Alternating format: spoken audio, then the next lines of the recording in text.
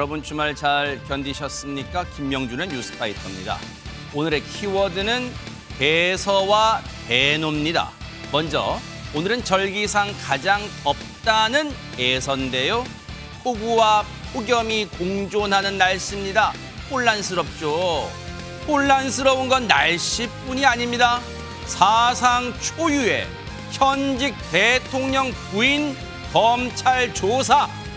검찰이 그 중대한 일을 벌이면서 검찰총장에게 사전 보고를 하지 않았습니다. 당연히 검찰총장은 대노했겠죠.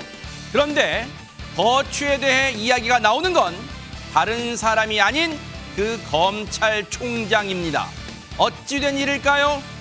7월 22일 월요일 김명준의 뉴스파이터에서 잠시 뒤에 짚어보도록 하겠습니다.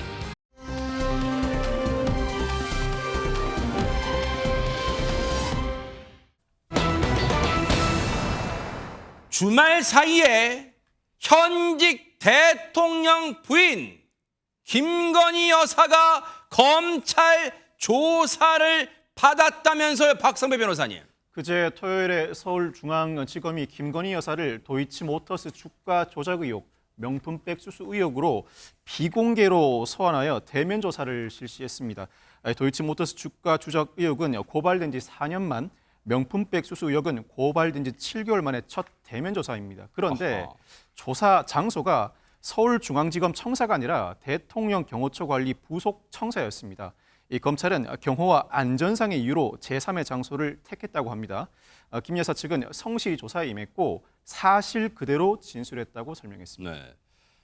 사실 지금 이 검찰 조사를 받았다는 게 서울중앙지검이 아니라 방금 어디라고 말씀해 주셨는데 사실 일반인들은 그 장소가 어딘지도 모를 거예요. 어디 있나 보다 부속 청사라는데 제3의 장소라는데 어딘지도 모르지만 어쨌든 거기서 즉 검찰청사가 아닌 제3의 장소에서 받았다는 건데 가장 관심이 가는 대목은 하재근 평론가님, 현직 대통령 부인으로서는 처음으로 검찰 조사를 받았다는 거 아니에요, 지금? 네, 그러한 이제 역사적인 기록이 남게 됐는데 과거에 2004년에 이순자 여사도 그 전두환 씨 비자금 관련해서 검찰 조사를 받은 적이 있거든요. 네. 근데 그때는 전두환 대통령 퇴임 이후였고, 그리고 권양숙 여사도 2009년에 조사를 받은 적이 있는데 그때도 노무현 대통령 퇴임 후였고, 아하. 그리고 김윤옥 여사도 이명박 대통령 재임 시기에 2012년에 조사를 받은 적이 있었는데 그때는 서면 조사였었거든요. 이번에 김건희 여사가 사상 최초의 현직 대통령 부인 소환 조사의 주인공이 됐는데, 그것도 대면 조사라는 거잖아요. 대면 조사의 주인공이 됐는데 다만 포토라인에는 서지 않았습니다. 아하. 자, 그런데 그렇다면 그 말인즉슨 조사는 즉 대면 조사는 했는데 여러분도 주말 사이에는 모르셨잖아요. 즉 비공개로 조사한 것을 두고 지금 특혜 논란이 일고 있어요. 그렇다면 김건희 여사에 대해서 검찰 수사가 이루어진 건데 검찰의 제일 최고 수장은 누구예요? 검찰총장이잖아요. 근데 검찰총장이 이걸 몰랐답니다. 관련 얘기 들어보시고 이어가 보도록 하겠습니다. 국민들께 여러 차례에 걸쳐서 우리 법 앞에 예외도 특혜도 성역도 없다고 말씀드렸습니다. 그러나 대통령 부인 조사 과정에서 이러한 원칙이 지켜지지 않았고 결과적으로 국민들과의 약속을 지키지 못하였습니다. 일선 검찰청에서 어떠한 보고도 받지 못하였습니다만 제대로 이끌지 못한 것도 모두 제 책임이라고 생각합니다. 2년 2개월이나 검찰총장의 역할을 했기 때문에 제가 이 자리에 무슨 여한이 있고 또 무슨 미련이 남아 있겠습니까? 다만 국민과 헌법 원칙을 지키겠다는 약속을 했기 때문에 제가 할 수 있는 일을 최선을 다해서 하고 그것이 부족하다고 하면 제 거취에 대해서 판단해 보도록 하겠습니다. 지금 최진모 교수님, 이원석 검찰총장 얘기를 들어보면 법 앞에 예외도 성역도 특혜도 없다고 국민께 말씀을 드렸던 자신의 말이 즉 원칙이 지켜지지 않았다. 즉 그 말은 왜 비공개로 조사해서 국민들이 까마득히 모르게 했느냐 그것도 있고 또 왜 제3의 정사 검찰청사가 아니라 왜 제3의 장소에서 조사했냐 뭐 요즘 복합적인 내용을 담고 있는 것 같아요. 그렇습니다. 왜냐하면 이제 알려지기로는 경호처에서 사용하는 건물인 걸로 알려지고 있어요. 지금 조사한 장소가. 그럼 경호처는 김건희 여사를 경호하는 곳이잖아요. 그곳에서 조사를 했다는 것은 검찰이 결국 출장 가서 조사를 했다 이렇게 볼 수밖에 없을 것 같습니다. 예를 들면 검찰청사라든지 뭐 예컨대 공개적 소환 안 하더라도 예를 들면 비공개 소환을 해서 뭐 기자들에게 사진 찍히는 건 피하는 거 그 정도는 제가 볼 때 국민들도 어느 정도 이해를 할 거예요. 그러나 검찰청사가 아닌 다른 곳에서 조사를 한 것에 대해서 상당히 좀 국민들이 좀 특혜를 받았다고 의문을 가질 것이고 그 부분에 대해서 아마 이제 검찰총장이 얘기를 하고 있는 것 같아요. 본인은 여러 번 뭐 지금 본인도 얘기했지만 예외 없이 동일한 기준으로 대통령 부인에 대한 조사도 하겠다라고 얘기했는데 그걸 지키지 못한 부분에 대해서 국민들께 죄송하다고 사과를 직접 했으니까요. 네. 그래서 이런 부분들이 이제 검찰총장 입장에서는 상당히 곤혹스러운 부분이에요. 그리고 총장이 패싱됐다는 논란이 있기 때문에 이 부분도 본인의 거취와 연관돼서 어떻게 할지 고민을 깊이 할 수밖에 없는 상황이고요. 네. 타임라인을 좀 보면 20일 날 조사가 이루어졌는데 19일 저녁에 서울중앙지검 수사팀하고 김건희 여사 측이 대면 조사 일시와 장소를 협의한 걸로 보여지고요. 그리고 나서 이제 20일 날 그 당시에 이제 조사가 원래 일반적으로는 대통령 부인 정도 되면 상당히 이제 중요한 인물이잖아요. 그래서 검찰총장한테 보고를 하는 게 일반적인데 보고가 이루어지지 않은 것 같고 그리고 20일 날 오후 1시 30분에 도이치모터 주가 조작 관련 조사를 시작을 했고요. 그리고 나서 8시에 명품백 수수 의혹 조사로 전환을 해서 두 가지 조사가 끝났고 그리고 나서 11시 30분 밤입니다. 서울중앙지검에서 제3의 장소에서 김건희 여사를 조사 중이라는 보고를 최초로 이원석 총장이 하게 된 거죠. 그러니까 조사가 거의 마무리 단계에 들어섰을 때 보고를 한 것 이게 이제 논란이 되고 있는 상황이고요. 네. 그리고 이제 그 다음 날 20일 새벽 1시 20분에 김건희 여사를 대면 조사를 종료하고 조사가 마쳐진 것으로 보여집니다. 네. 지금 이게 후폭풍 논란이 커지는 대목은 앞서도 잠깐 오늘 그 이원석 검찰총장이 출근길에 했던 그 발언에도 있습니다만 그동안 이원석 검찰총장은 검찰 수사에 그 어떤 특혜도 성역도 없음을 강조해 왔기 때문이 아닐까요? 관련 예전에 했던 얘기 좀 들어보시고 이어가 보도록 하겠습니다. 우리 법 앞에 예외도 특혜도 성역도 없다. 그런 원칙과 기준을 우리가 견지해야 한다는 것을 늘 강조하고 있고 소환조사 필요성은 어떻게 보십니까? 이에 대해서는 중앙지검 수사팀에서 철저하게 수사를 하고 있고 다른 어떠한 일체의 고려도 하지 않고 원칙대로 절차를 지켜서 기준을 잘 갖추어 수사할 것이라고 저는 보고를 받았고 또 그렇게 믿고 있습니다. 실제 수사가 좀 마무리 국면에 접어들었는데 조사 시점은 좀 언제 정해질지. 그 부분은 수사팀에서 철저하게 수사를 진행을 하고 그리고 일정에 대해서도 결정해서 따로 보고를 해올 것이라고 생각하고 있습니다. 허주연 변호사님, 앞서 그 시간대의 흐름을 보면 이 김건희 여사에 대한 검찰 조사 시간대 흐름을 보면 오후 11시 30분, 즉 자정이 다 된 시점에 그때 서울중앙지검이 이원석 총장한테 제3의 장소에서 지금 김건희 여사를 조사 중입니다라고 보고는 했어요. 보고를 아예 안 한 건 아니고 보고는 했어요. 그런데 혹시요, 허준 변호사님, 야, 너 지금 총장한테 보고했어? 아, 맞다. 아, 깜빡이다.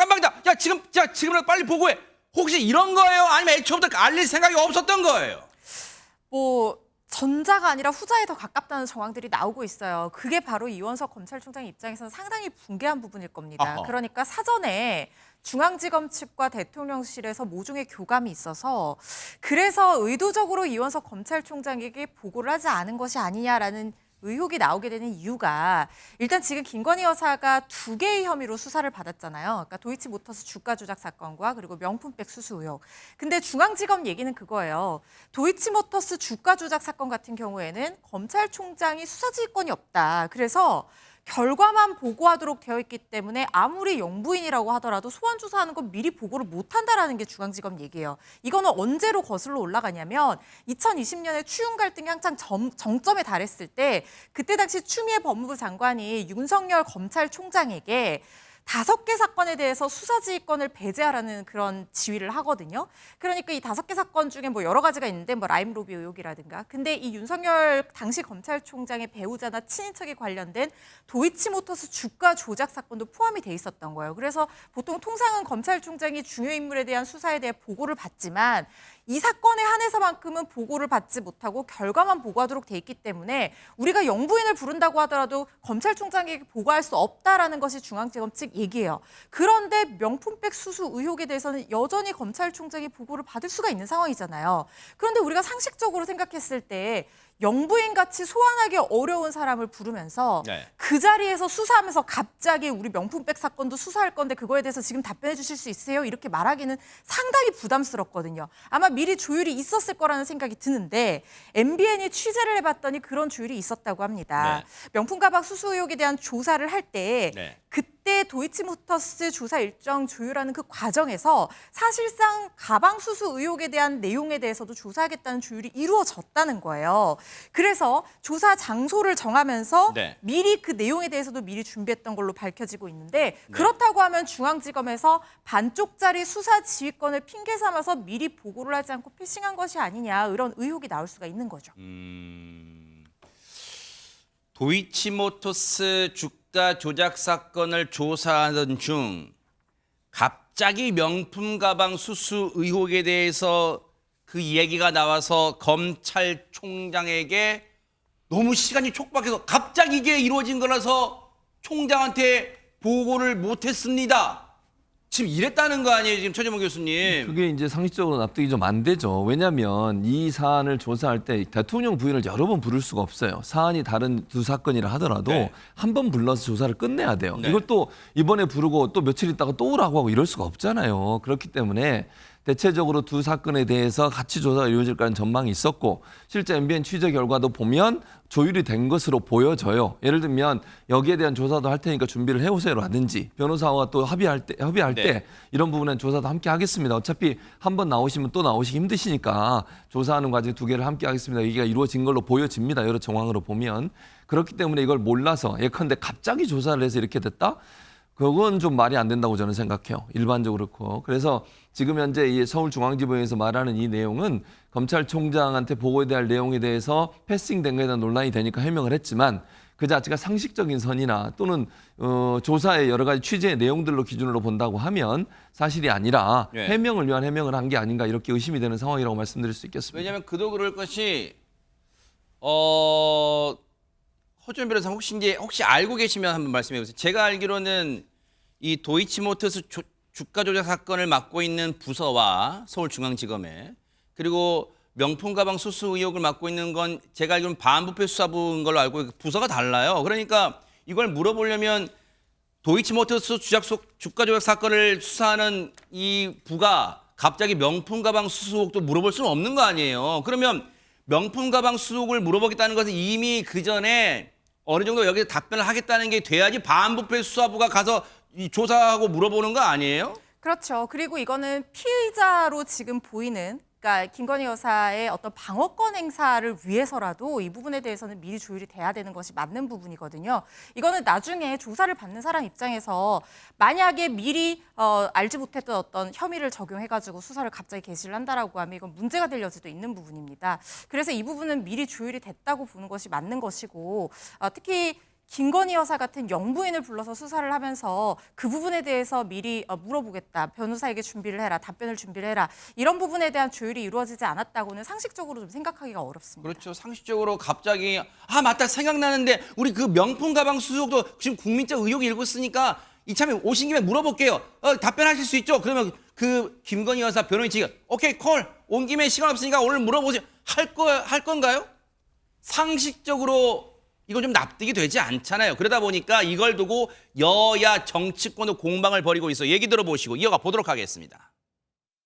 이원석 검찰총장은 바지 사장도 못 되는가 봅니다. 김건희 황제 특혜 조사 사실조차 까맣게 모르고 있었다니 피의자가 지정한 장소에 쪼르르 달려가는 검사가 있었습니까?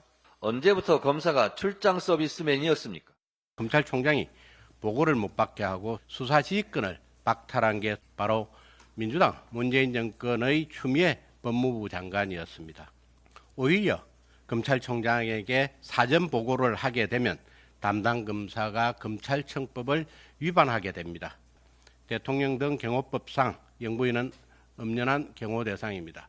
경호 문제가 없는 장소에서 비공개로 조사하는 것은 합당한 조치입니다.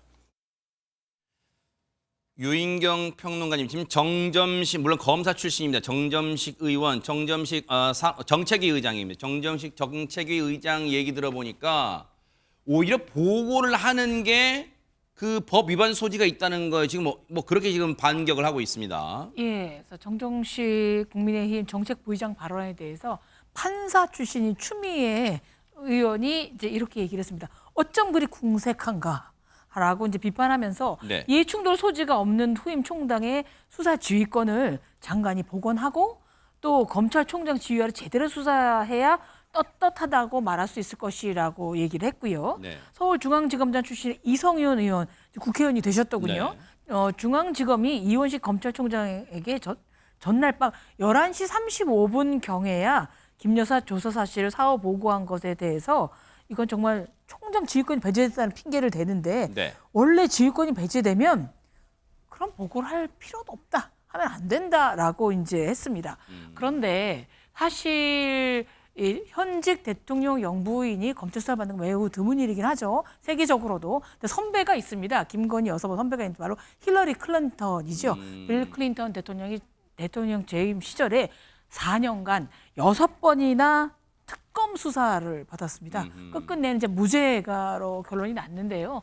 김건희 여사에게도 여당, 야당 뭐 본질 가릴 거 없이 떳떳하게 검찰 조사를 좀 받으시고 4년간 6번이나 받은 선배도 있으니 좀 정당하게 해야 정치권도 국민들도 안심을 할 수 있을 것 같습니다. 일단은 소환 조사는 뭐 물론 제3의 장소입니다만 대면 조사를 했어요. 이제 검찰 조사는 이루어졌기 때문에 앞으로의 수사 상황이 어떻게 흘러갈지는 차분하게 따라붙어 보도록 하겠습니다.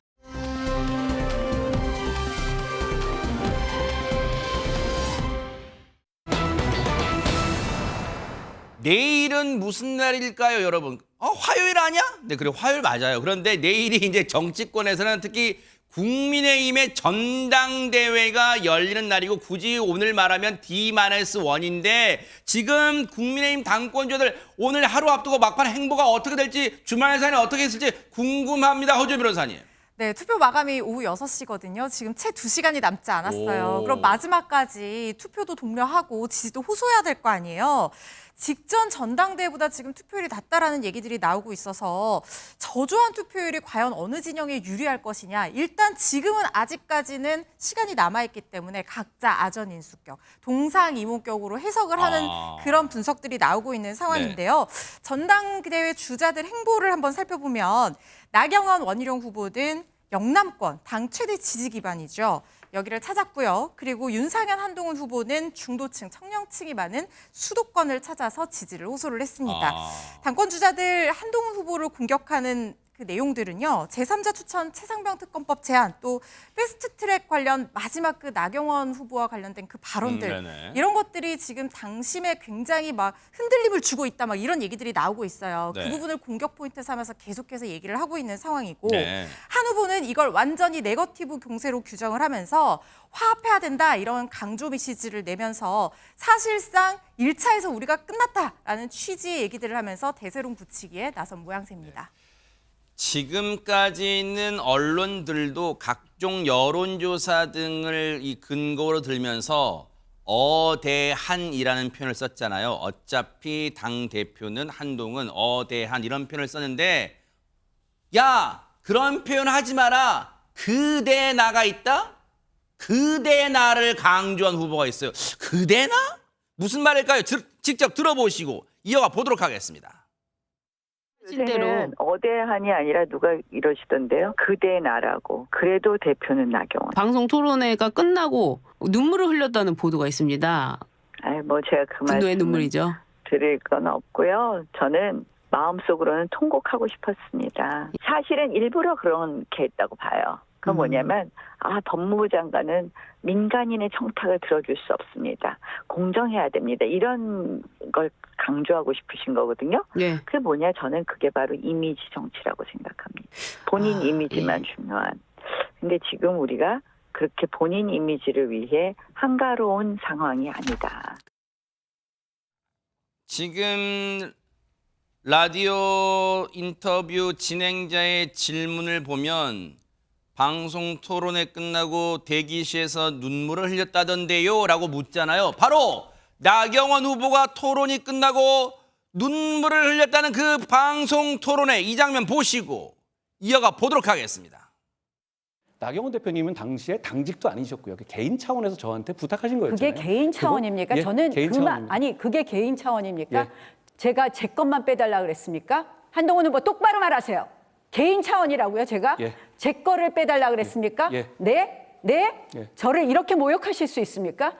이렇게 저를 모욕하는 것 아니 똑바로 말씀하세요. 예, 똑바로 말씀하세요. 말씀드릴게요. 제가 개인 차원의 부탁이라고요? 예. 저는 오늘 또 다른 충격이네요. 끝까지 개인 차원의 부탁이라 하면서 이게 법무부 장관으로서 들을 수 없다. 정말 후회하시는 날이 올 거라고 생각합니다. 박성배 변호사님, 사실 저 토론회를 직접 당시에 보신 분도 계시지만 나중에라도 그 보도를 통해서 보신 분들도 와, 나경원 후보의 저런 모습, 욱하는 모습 진짜 처음 보는 것 같다. 그리고 지금 여러분 혹시 미세하게 들으셨어요? 저 토론회 때도 원희룡 후보한테 뭔 얘기하면서 울컥하는 게 막 느껴졌습니다. 앞서 발생했던 패스트트랙 공소 취소 요청 사건, 이 사건에 대해서 이 방송 토론회 이전에 한 후보가 사과를 한 바가 있긴 합니다. 일단은 방송 중에 준비 없이 당내 분란을 일으킬 수 있는 사안을 꺼내든 것, 나아가서 이 패스트트랙 공소 제기 사건은 여당에게는 상당히 아픈 기억인데 공감하지 못하는 듯한 모습을 보인 그 자체에 대해서 사과를 한 바가 있습니다. 그렇지만 방송 토론회에서의 한 후보의 모습을 보면 나 후보가 법무부 장관이던 자신에게 공소 취소를 요청한 것, 그 자체는 매우 부적절하다. 그 입장은 자신은 굽힐 의사가 없다는 대목을 보여주는 것 같습니다. 아하. 나경원 후보 얘기는 아까 얘기 보니까요, 박선배 변호사님, 일부러 토론 전부터 이 패스트트랙 발언을 한동훈 후보가 준비해온 거 아니야? 아마 이렇게 지금 주장하는 것 같아요. 어떻게 그렇게 볼 정황이 있습니까? 방송 토론회뿐만 아니라 그 이전부터 패스트트랙 발언을 준비했을 수 있다는 뉘앙스도 읽히는데 한 후보가 자신의 공정한 이미지를 강조하기 위함이다. 다소 뜬금없는 발언이긴 합니다. 여기서 뜬금없는 발언이라는 것은 한 후보가 애초에 패스트트랙과 관련해서 공소 취소를 요청했다는 발언을 하기 시작했던 것부터를 지칭하는데 패스트트랙과 관련된 논의가 이어지는 상황은 아니었음에도 불구하고 그 발언이 갑자기 튀어나온 부분은 분명히 있습니다. 이렇다 보니까 한 후보가 여타 후보들로부터 지속적으로 공격을 당하다 보니 어느 순간에는 반드시 이 발언을 적절한 타이밍에 할 거라는 계획을 사전에 가졌을 수 있다는 의심은 불러일으키만 합니다. 사실 또 얘기 듣고 보니까 그러긴 해요. 왜냐하면 그때 지금 박성배 변호사님 설명처럼 패스트트랙 얘기가 무슨 오가는 와중에 나왔던 게 아니라 갑자기 나경원 후보님 전에 저한테 그렇게 했었죠. 이걸 갑자기 튀어나왔거든요. 아마 그래서 나경원 후보는 작심한 거 아니냐 이런 주장을 펴는 것 같아요. 그런데 방금 전에 그대나 이걸 강조한 나경원 후보 들으셨죠. 근데 그대나가 아니다. 그대원이다. 이렇게 주장하는 후보도 있습니다. 얘기 들어보시고 이어가 보도록 하겠습니다. 오히려 결선 가지 않고 끝날 수도 있는 가능성, 오히려 제가 이길 수 있는 가능성도 생겼다고 보고요. 그래도 결선을 가게 되면 필승이라고 보고 있습니다. 그동안 한동훈 후보에 대한 겉모습의 인기가 주도를 해왔다고 한다면 투표일에 다가오면서는 정체성에 대한 우리 당원들이 심각한 그 위험을 깨달았고요. 현재의 문제점들에 대해서 늘 도망가려는 그런 모습들에 대해서 어떤 비열함까지 느끼고 있기 때문에. 최진봉 교수님, 네. 나경원 후보와 원희룡 후보의 그 공통점 뭐 그대나 그대원 뭐 이렇게 합니다만 어쨌든 공통적인 메시지는 어대한은 깨졌다 뭐 이런 거예요. 아직까지는 그렇게 보기는 어렵다고 보고요. 저는 개인적으로. 그러나 일정 부분의 균열이 일어날 수 있는 가능성은 열려 있다고 생각합니다. 그러니까 제가 이 가능성이라고 말씀드리는 건 1차 투표가 관건이 될 거라고 생각해요. 아하. 1차 투표에서 한동훈 후보가 50%를 넘을 수 있을 거냐.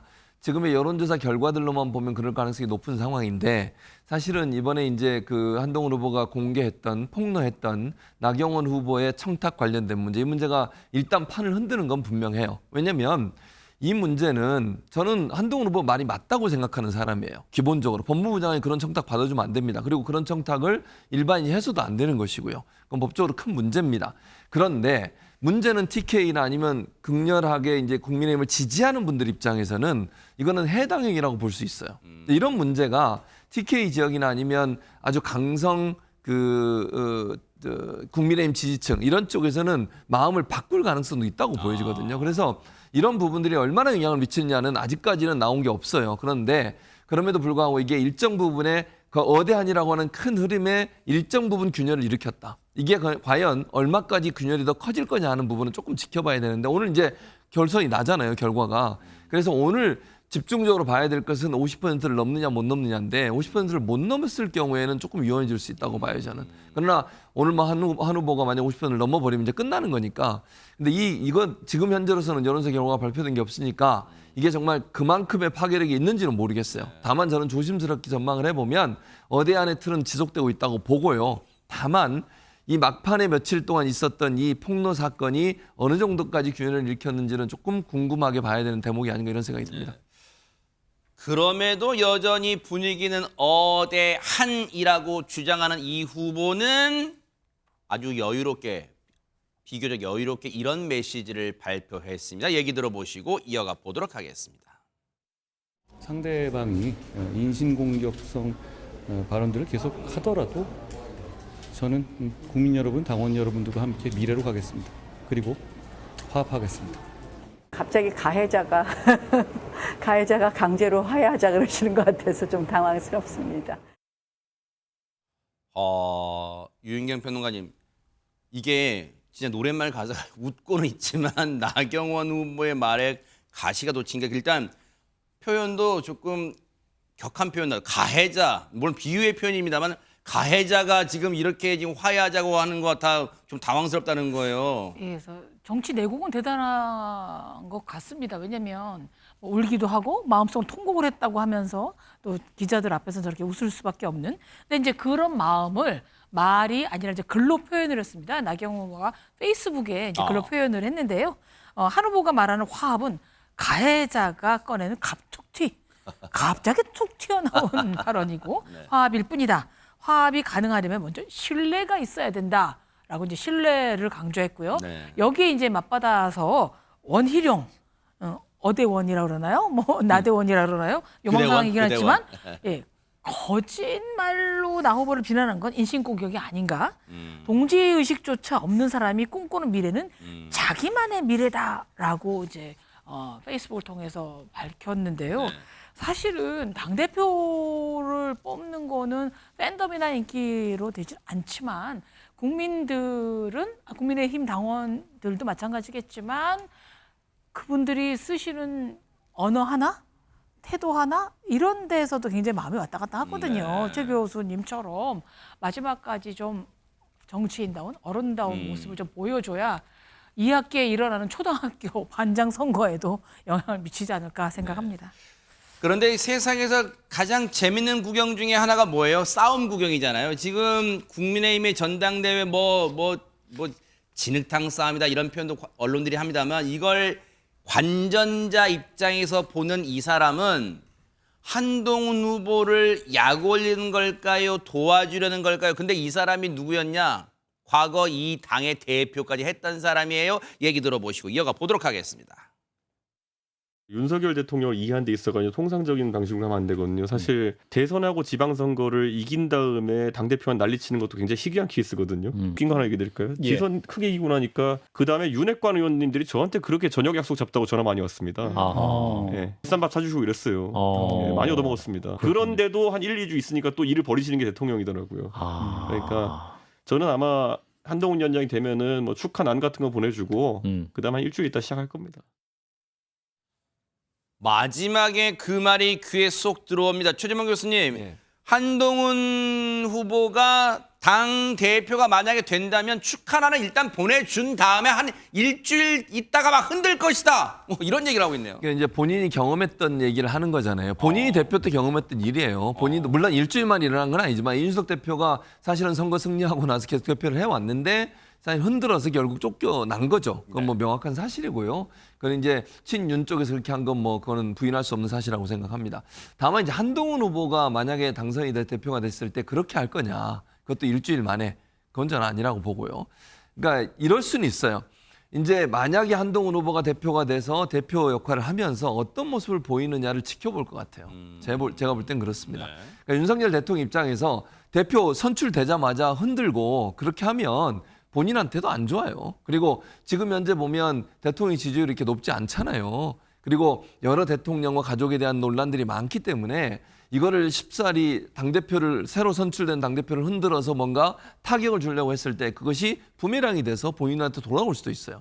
그런 상황이기 때문에 초기에는 지켜볼 겁니다. 그러나 그 이후에 이제 한동훈 만약에 대표가 된다면 한동훈 대표 체제에서 한동훈 대표가 어떤 역할을 하느냐, 어떤 목소리를 내느냐. 예를 들면 당장 지금 특검 관련된 거 재표결해야 돼요. 재의결. 그때 어떤 태도를 보일 거냐. 또는 지금 관련해서 뭐 지난번에 얘기했지만 특검을 추천하는 단위만 바꾸면 본인도 찬성할 수 있다는 입장을 낸 적이 있었잖아요. 이런 부분들이 논란이 되기 시작하면 그때는 지금 이준석 전 대표가 얘기한 것처럼 일정 부분에 흔들기가 시작될 가능성이 있다고 보여집니다. 사실 뭐 언론도 그렇고 그런 얘기 합니다만 이게 전당대회냐 분당대회냐 뭐 그런 얘기도 하고 그만큼 전당대회가 내내 시끄러웠잖아요. 그런데 하재근 평론가님, 이런 가운데서도 국민의힘의 당 지지율은 오히려 올랐다 이런 얘기가 있어요 지금. 네, 최근에 리얼미터가 18일부터 19일까지 조사한 그 결과가 발표가 나왔는데 거기서 보면 국민의힘 지지율이 42.1%, 지난번 조사보다 4.1%포인트 상승 이렇게 났습니다. 민주당은 33.2%, 지난번 조사보다 1.8%포인트 하락, 또 조국 혁신당은 9.3% 역시 또 소폭 하락 이렇게 나온 거예요. 그래서 국민의힘이 민주당을 8.9%포인트 차이로 앞선 결과로 나타났는데 이게 국민의힘이 10주 만에 오차 범위 바깥으로 민주당을 따돌린 그런 결과가 나온 거예요. 그래서 정치권에서 보통 우리가 그 본인 부고 말고는 일단 보도는 나오고 볼 일이다. 그런 얘기 하잖아요. 그러니까 국민의힘 전당대회 관련해서 계속 이슈가 되면서 보도가 많이 나오다 보니까 일종의 컨벤션 효과가 나타나서 국민의힘 지지율이 일단 좀 올라간 현상이 나타난 거 아니냐. 그런 분석이 나오고 있습니다. 제가 한 가지만 여기서 덧붙이면 이런 거예요. 국민의힘 후보들은 지금요. 자기가 지지하는 후보가 당선돼야 돼요. 그러려면 여론조사 결과에 전화 올 계속 기다리고 있는 거예요. 그러니까 응답률이 국민의힘 지지층이 훨씬 높아질 수밖에 없어요. 그러니까 보통은 전당대회를 앞두고서는 그 당, 전당대회를 치르고 있는 당의 지지율이 올라가는 현상이 보여지는 그게 이제 소위 컨벤션 효과라고 하는 건데요. 민주당도 마찬가지고 국민의힘도 마찬가지고 지금 국민의힘이 전당대회가 오늘 이제 끝나잖아요. 그러니까 이제 요 사이에 전화를 받으려고 대기하는 분들이 많습니다. 경쟁을 하기 때문에. 그런 점이 일정 부분 작용했을 가능성도 조심스럽게 고려해 볼 수 있을 것 같습니다. 최재만 교수님 말씀 들으신 시청자분이 그러실 거예요. 지금 민주당도 경선하잖아요. 그러실 것 같은데 어쨌든 그 얘기는 여기까지 할게요. 어쨌든 지금 국민의힘 지지율이 올라가고 있는 여론조사가 있었다. 내일 이제 뚜껑을 열어보면 어떤 결과가 나올지 한번 지켜보도록 하겠습니다.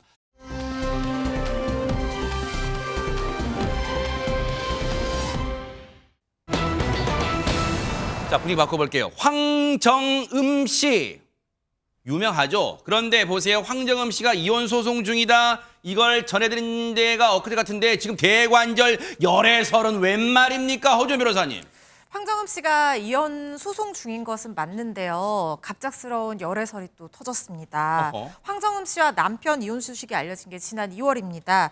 그 전에도 두 사람 사이에 불화가 있었고 봉합되는 여러 가지 과정들이 있었지만 이번에 황정음 씨가 SNS를 통해서 남편의 외도를 암시하는 글들을 올리고 외도 상대로 오해했던 사람까지 지목하는 그런 해프닝까지 벌어지면서 이걸 많은 사람들이 알게 된 그런 상황이었죠. 그리고 황정음 씨는 남편을 상대로 이혼 소장을 접수를 한 것으로 알려지고 있습니다. 어허. 그래서 지금 소송이 진행 중인데 소송이 한창인 와중에 오늘 이런 보도가 나왔습니다.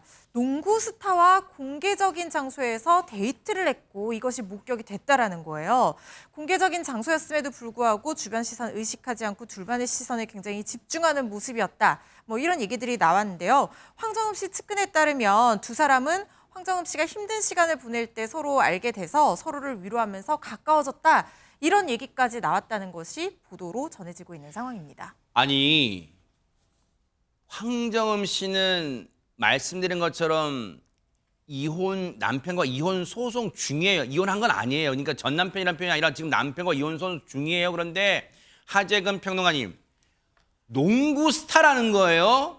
일단 귀가 솔깃해요. 현역 농구 스타라는 거예요. 그리고 데이트 목격담이라는 것은 봐보세요. 하재근 평론가님, 데이트 목격담이라는 것은 남녀가 마주 앉아 있는데 마치 면접 보듯이 각 잡고 앉아 있으면 그건 데이트라고 하지 않는다는 거 아니에요. 뭔가 남들이 볼 때 뭔가 알콩달콩하다.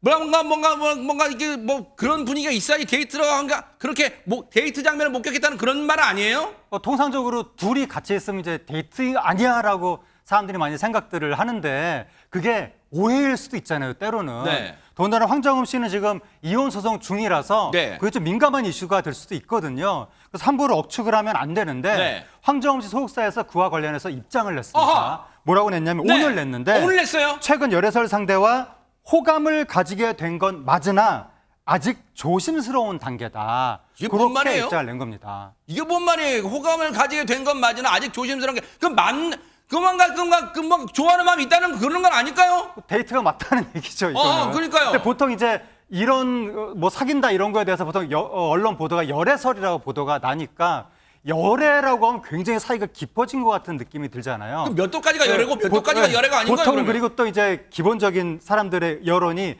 열애설 나면 바로 나오는 얘기가 결혼은 언제 할 건데 이런 아하. 식으로 바로 이어지거든요. 네. 그러니까 이게 지금 호감 가지게 된 건 맞으나 조심스러운 단계다라는 것은 네. 아직까지 열애라고 할 만한 단계는 아니고 결혼을 생각할 만한 단계는 아니고 얼마 전부터 호감을 가지게 돼서 이제 좀 알아가는 단계다. 이제 막 사귀기 시작한 단계다. 그런 취지를 해명한 것 같습니다. 하하. 열애까지는 아니지만 자동차도 시동 건 다음에 예열 단계가 있는지 모르겠습니다만 어쨌든 그런 건지 모르겠습니다만 근데 최재봉 교수님 예. 열애는 아니지만 지금 상대가 있다는 거 아니에요. 근데 아까 잠깐 나오는 게 농구 스타라는 거예요. 누구예요 그러면? 김종규 선수인데요. 이 어허. 김종규 선수 같은 경우는 대학생 시절부터 국가대표 센터 역할을 했던 선수예요. 네. 그러니까 14년 정도 국가대표를 한 것 같고요. 지금 이 사람이잖아요. 네. 네, 맞습니다. 지금 이 선수고요. 7살 차이고 1991년생으로 알려지고 있는데 키가 206.3cm예요. 키가 아하. 큰 선수고요. 근데 이제 열애 상대로 지목된 이 선수 측에서도 오늘 오후에 입장을 냈는데 뭐라고 그래요? 그랬냐면 선수 사생활이라 확인이 불가하다 이렇게 얘기하고 있어요.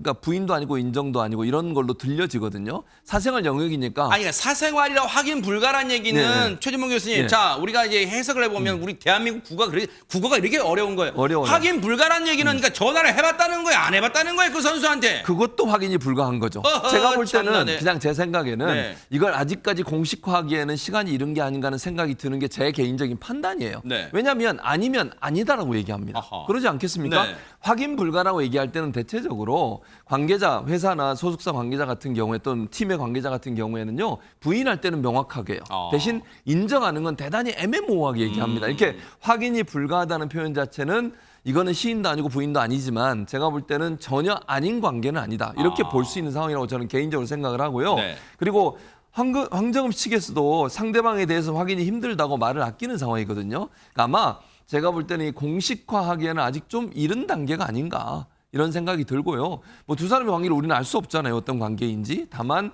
이제 이런 얘기가 터지고 나니까 이걸 조금 고민하고 있는 것 같아요. 어느 정도까지 또 어느 정도 선에서 우리가 관계인 것을 뭐 얘기할지 말지를 고민하는 게 아닌가 개인적인 생각이고요. 네. 그러니까 지금은 우리로서는 두 사람의 관계가 정말 연인 관계인지 열애설이 있는지를 확인할 수 없는 상황이라는 생각이 듭니다. 아니 근데 우리 그런 건 있어요. 시청자분도 그런 생각하실 거예요.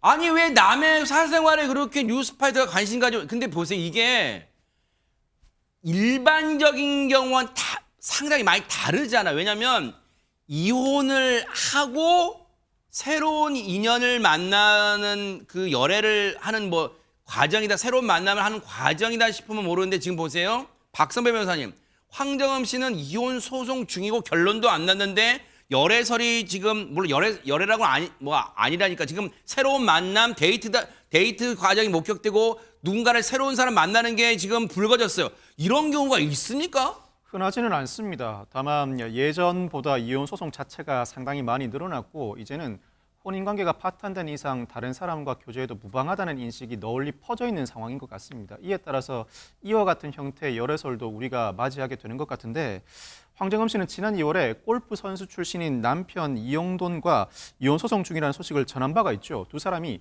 2016년에 결혼해서 2017년에 첫 아들을 낳았는데 이미 2020년에 이혼 조정 신청서를 제출하면서 파경 위기를 한번 맞은 바가 있습니다. 이후에 갈등을 봉합하고 재결합해서 2022년에는 둘째 아들도 얻었지만 또다시 이혼 소송을 제기한 상태인데 이 상태에서 교제설 내지는 열애설이 불거진 것입니다. 법적 논란은 또 있습니다. 황정음 씨가 SNS에 어떤 여성을 상간녀로 오인해서 지목함으로써 논란이 되기도 했고 결국 명예훼손 혐의로 피소를 당하기도 했는데 황정음 씨 측이 남편 이용돈을 상대로 빌려준 9억 원을 돌려달라는 민사소송을 제기하기도 했습니다. 네. 세상이 유인계 평론가님 세상이 글쎄 달라진 걸까요? 왜냐하면 황정음 씨가 지금 김종규라는 국가대표 생활도 오래 한 그런 현역 선수예요. 그 선수와 데이트 목격담이라는 것은 사람들이 그나마 많이 있는 곳에 아랑곳하지 않고 거리낌 없이 이 만났다는 거 아니에요. 그러면 글쎄 세상에 어떻게 인식이 달라진 거예요? 아니면 뭐 어떻게 이걸 해석해야 될까요? 예전에는 이혼이라고 하면 남부끄럽다, 집안 망치다라는 의식은 이미 사라진 지 오래됐고요. 자유분방한 영혼을 가지신 연예인들이나 스포츠 스타들에게서는 굳이 감출 일이 아니다, 뭐 불륜 아니다라는 생각이 들겠죠. 왜냐하면 뭐 재벌 회장도 그렇고 또 뭐 김민희 씨나 뭐 감독님처럼 세계적인 화제를 모은 사람들도 정식으로 지금 이혼 소송이 끝나지 않아도 배우 외도에서 뭐 사이에 자녀까지도 하는데 이 정도 젊은 사람들끼리에서 그 판결은 날 거고 뭐 무슨 상관이야? 내 감정이고 사랑을 숨기고 싶지 않다는 솔직함의 발현인 것 같기는 하나 네. 저처럼 오래 산 사람들을 볼 때는 어머나 세상에 라고 약간 고개를 갸웃거릴 수도 있겠습니다만은 네. 어쨌든 각자의 행복 추구권이 있으니까는요. 네. 네. 그래요. 행복 추구권이 있으니까 만남을 가질 수는 있다고 쳐요. 그런데 그 만남까지 우리가 뭐 특히 뉴스파이터가 무슨 이래라 저래라 할 수는 없죠. 중요하고 관심이 가는 대목은 허준 변호사님 이혼 소송 중이잖아요. 이 뭐 열애설이란 표현은 안 할게요. 어차피 소속사도 열애까지는 아니라고 하니까 이 만남 새로운 만남을 갖고 있는 이 상황이 황정음 씨의 그 현재 남편과의 이혼 소송에 영향을 미칠 수 있어요? 네, 보통 이제 원칙적으로는 우리가 이혼 판결이 확정되기 전까지는 법률상 배우자의 지위를 유지를 하기 때문에 뭐 동거부양 협조의 의무를 이행해야 된다는 것이 우리 법원의 입장이긴 하지만 그러니까 이혼 소송 중에 외도 행위로 유책성을 인정을 받으려면 그게 파탄의 직접적인 원인이 돼야 돼요. 그런데 지금 이 상황 같은 경우에는 이미 두 사람이 파탄난 이후에 설령 이게 열애가 맞다고 하더라도 파탄난 이후에 뭔가 새로운 관계가 시작이 되고 있는 상황인 거잖아요. 그래서 남편 입장에서 이 부분을 유책 사유로 주장한다거나 이 부분에 대한 위자료를 청구한다거나 이러기는 상당히 어려울 거라는 생각이 들고 다만 제 경험상 이혼 소송을 진행하면서 어떻게든 자신의 유책성을 낮추고 상대방에 대해서 비난 가능성을 높이기 위해서 이런 부분에 대한 어떤 언급이라든가 증거자료 제출이라든가 이런 것은 재판 중에 있을 가능성은 있습니다. 어쨌든 이혼 소송 과정을 좀 차분하게 지켜볼게요. 그리고 뭐 두 사람이 이 좋은 감정으로 만난다고 하니까 그 만남은 또 어떻게 또 흘러갈지도 차분하게 지켜보도록 하겠습니다.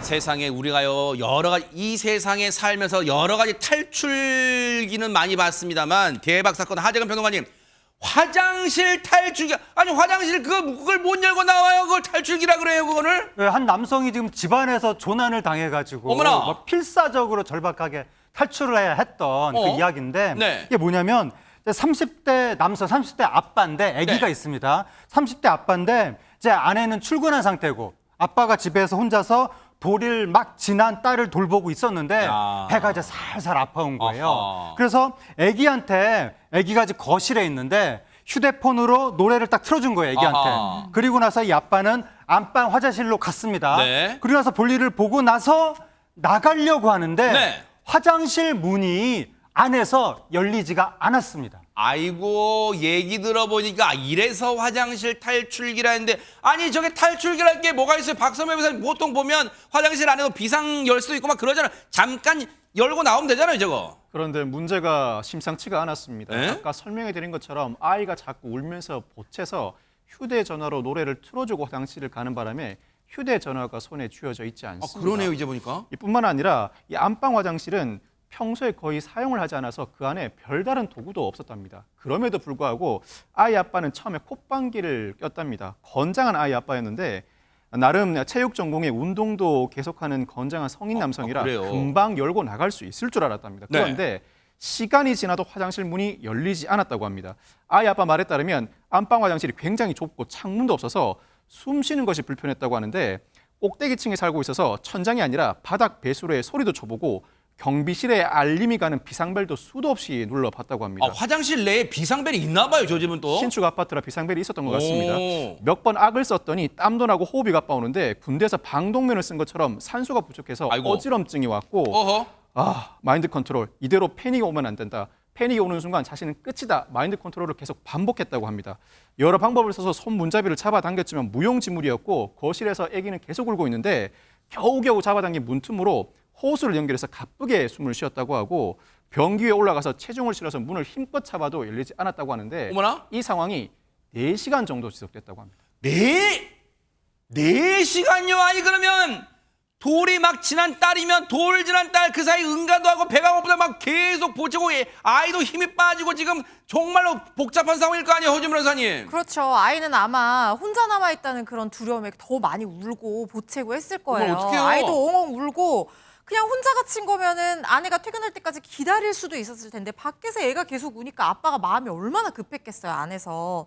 진짜 1분 1초가 급박한 순간인데 정말 다행인 것은요. 출근한 아내가 평소에 집안 CCTV로 아기가 잘 있는지 잘 살펴본다는 거예요. 홈캠이 있었군요. 네, 근데 아이가 거실에서 계속 혼자 울고 있는데 어머나? 집에 분명히 있을 남편이 CCTV에 보이지를 않았던 겁니다. 그래서 이상한 느낌이 들어서 점심시간에 집에 찾아본 거예요. 그렇죠. 전화해도 안 받으니까. 그렇죠. 네. 그랬더니 이제 화장실에 갇힌 남편을 발견을 하게 된 건데 어머나. 근데 이게 아내가요. 밖에서 문을 열어도 열리지를 않았어요. 어머나? 그래서 어떻게 탈출했냐면 119 구조대를 불러서 문을 부수고서야 겨우 탈출할 수가 있었다는 거예요. 세상에. 지금 문 부순 사진 그 장면이 있는데요. 아, 사진이 있어요? 그렇습니다. 우리가 사진만 봐도 급박했던 순간들 바로 저겁니다. 어머나. 아이 아빠가 안에서 문을 그냥 온몸에 체중에 실어서 부수려고 얼마나 노력했으면은 어머. 지금 문이 다 부서져 있잖아요. 새로 지은 아파트라는데 원래 저랬으면 보고 이거 뭐가 문고리 완전 나갔네요 진짜. 그렇습니다. 이거는 아마 119 구조대가 와서 저렇게 했을 것 같은데요. 어머나 저렇게 잠금장치 시정장치를 제거했네요 지금. 저렇게 하고서야 겨우 탈출을 할 수가 있었다는 겁니다. 어머나 세상에 이게 처음에는 무슨 어떻게 했길래 화장실 탈출기라는 표현을 썼을까 했는데 지금 얘기 듣고 보니까 진짜 위험한 상황이었어요. 근데 그 문의 흔적들 보니까 나오려고 얼마나 이 아빠가 안간힘을 썼을까 그게 느껴져요 진짜. 그러니까요. 저 안에서 4시간의 사투를 벌였을 때 얼마나 불안하기도 하고 산소도 부족해지고 아이는 울죠. 아이 걱정은 또 얼마나 했겠습니까? 그러니까요. 그러니까 온몸으로 건장한 체격을 가지고 온몸으로 부시려고 해도 문도 안 열리고 이런 세상에 상황이 되니까 보세요. 저렇게 이제 얼마나 열심히 문을 부수려고 노력했는지를 보여주는 설마 손톱으로 흔적이에요. 긁었을까요, 저게? 아우, 세상에. 그러니까요. 수단과 방법. 왜냐하면 지금 갖고 있는 게 아무것도 아무 없잖아요. 도구도 없잖아요, 지금. 몸 네. 하나 가지고 하는 건데 저게 안 열린 거잖아요. 어허. 그래서 이 아빠 같은 경우도 경비실 측에 눌렀다고 그랬잖아요. 네. 그런데 이 경비실에 진동벨이 울렸다는 거예요. 눌려서. 그런데요? 그런데도 장난인 줄 알고 안 갔대요. 이러면 안 돼요. 이건 안 되죠. 경비실도 이게 문제가 심각한 거예요. 이렇게 이걸 장난으로 생각하면 안 물론 이제 되잖아요. 이분의 주장이긴 합니다만. 예, 네네. 그렇습니다. 그래서 결국 이 부분, 그러니까 경비실에 그 비상벨이 울렸지만 가지 않은 부분에 대해서는요, 관리소장하고 얘기를 해서 앞으로 이런 일이 발생하지 않도록 교육을 잘 해달라라고 요청을 해서 교육을 하기로 했고요. 네. 그리고 이제 갇혔던 아빠는 뭐라고 얘기하냐면 매일 드나드는 화장실이잖아요, 사실은. 이런 일이 벌어질 거라고 누가 생각을 했겠습니까? 그거는 진짜 설마. 원인을 좀 따져봐야겠네요. 지금 그렇습니다. 구조됐다고 해서 안도의 한숨 내쉴 게 아니라 전혀 왜 그렇지 않아요. 문이 밖에서도 안 열리고 열렸는지를 지금 안에서도. 따져봐야 되는 거 아니에요? 그렇습니다. 이렇게. 네. 또 이런 문제가 그러면 이 집만 있겠어요? 신축 아파트니까 그 아파트 그러네요. 전체의 문제가 될 수 네. 있잖아요. 그러니까 전반적으로 다 점검이 필요한 상황이고 네. 이 아빠는 뭐라고 그러냐면 너무 안일하게 생각했던 것 같다. 내가 그냥 평상시 늘 하는 일이니까. 그 말은 우리가 어떤 상태든지 위험에 처해질 수 있다는 상황을 늘 상정하고서 맞아요. 행동을 해야 된다. 이런 말씀을 드리고 싶고 매일 드나드는 화장실에 설마 갇히겠나. 갇혀도 문 부시고 나오면 되지라고 생각했던 본인의 생각을 반성하는 계기가 됐다고 얘기하고 있습니다. 지금 저 아파트가 이 사연을 주신 분 얘기를 들어보니까 한 3년 정도 된 완전 신축 아파트잖아요. 3년 정도면. 근데 저런 일이 일어났어요. 그러면 이건 누구에게나 꼭 저 해당 아파트 주민뿐 아니라 지금 이 순간 내가 살고 있는 아파트에서도 일어날 수 있는 그런 일이죠. 공통의 일일 수 있잖아요, 이게. 저 사건이 맘카페에서 지금 어마어마하게 화제가 아, 되고 그래요? 있고요. 나도 갇힌 적 있다. 오. 특히 엄마들은 얼마나 많이 갇히겠어요. 아이고, 세상에. 아이들 1살짜리 애 들고 뭐 화장실 갔다가 여러 가지 번을 많이 겪었던 모양인데요. 아예 아빠 말에 따르면 신축 아파트에서 이런 문제가 생긴 것도 놀랍지만 나는 문을 잠근 게 아니고 닫기만 했는데도 이 정도면 아이고. 혹시라도 아이가 올까 봐 닫았을 경우에 어떤 일이 생겼겠나 하기도 하고요. 또 사연 말미에 또 이런 말씀도 했어요. 별거 아니라 생각하겠지만 정말 다들 조심 좀 하십시오. 네. 화장실 갈 때 꼭 휴대전화 맞아요. 아이에게 음악을 안 들어두시고 영상 안 보여주고 꼭 가져가시길 당부했고요. 연장도 미리 구비해 두시기를 당부했습니다. 이분은 놀라운 지옥을 경험하셨겠지만 이번 사건을 계기로 해서 영유아 아이를 돌보는 부모들 혼자 돌볼 경우에 얼마나 고생하는지 맞아요. 아셔야 되고요. 신축 구축을 떠나서 화장실 문 잠글 때 한 번 더 하고 장비, 네. 망치가 있다 뭐다 꼭 한번 비상탈출할 수 있는 것들 준비하시는 그런 좋은 계기가 됐으면 좋겠습니다. 그러니까 진짜 이게 안전대책을 어떻게 마련하시라고 감히 뭐 조언은 못하겠습니다만 정말로 차제에 그런 상황에 대비해서 휴대전화는 꼭 이 몸에 지니고 다녀야겠다 이런 생각은 꼭 해봅니다. 아유 너무너무 아찔한 그런 일이었습니다.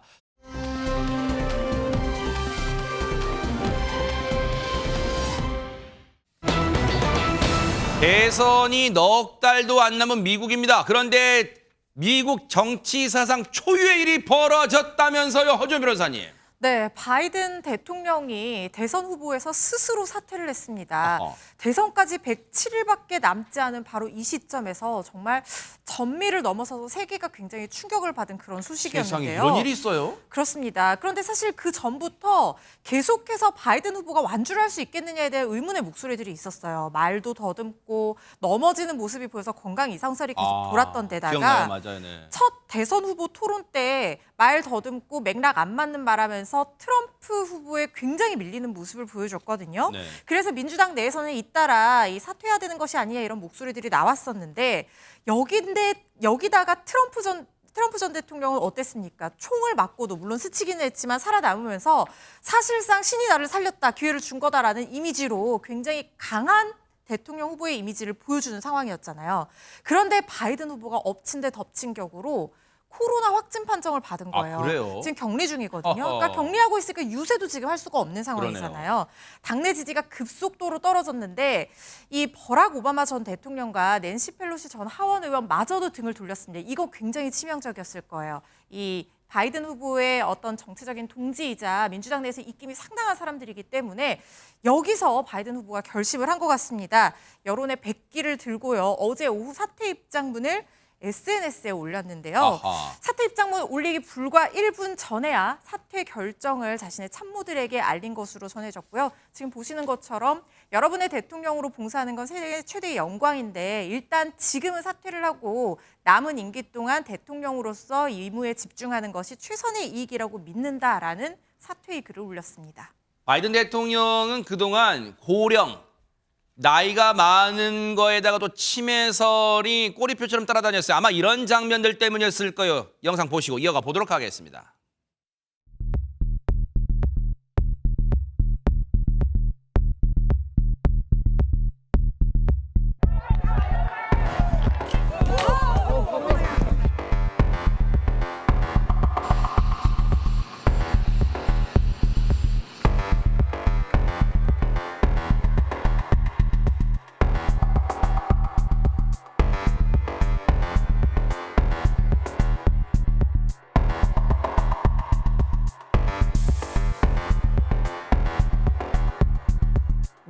with the COVID, excuse me, with dealing with everything we have to do with, look, if we finally beat into this,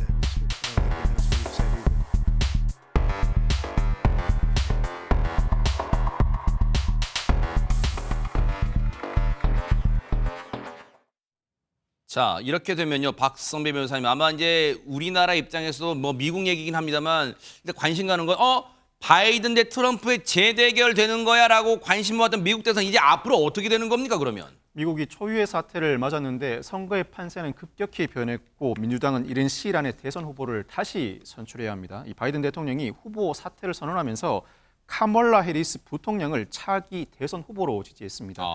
이 해리스 부통령은 자메이카 인도계 이민자의 딸인데 그동안 어린 시절부터 보이지 않는 차별을 딛고 달려온 끝에 미국의 대권이라는 새로운 도전의 문 앞에 서게 될지 모르겠습니다.